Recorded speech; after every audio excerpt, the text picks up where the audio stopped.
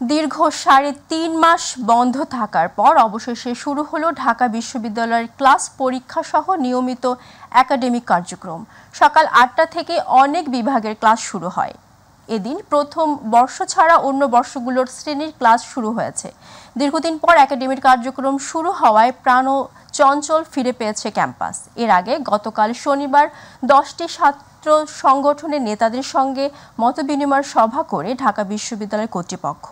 ছাত্র সংগঠনের নেতাদের সাথে আলোচনায় বিশ্ববিদ্যালয় কর্তৃপক্ষের পক্ষ থেকে ক্যাম্পাসের শিক্ষার সুষ্ঠু পরিবেশ বজায় রাখতে সবার সহযোগিতা চাওয়া হয়।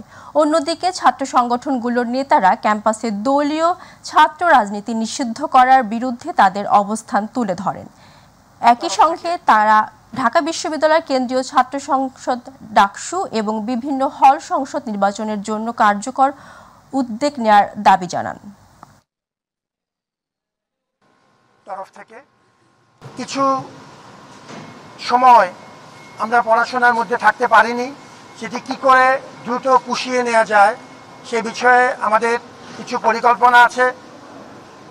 ছাত্র শিক্ষক সবাই কঠিন মনস্তাত্ত্বিক এবং শারীরিক স্ট্রেসের মধ্য দিয়ে, একটা ট্রমার মধ্য দিয়ে এই পর্যায়ে এসছেন। আমরা সেই ট্রমা এবং সার্বিক মানসিক এবং শারীরিক কল্যাণের জন্য কিছু বিশেষ ব্যবস্থা নেওয়ার চেষ্টা করছি।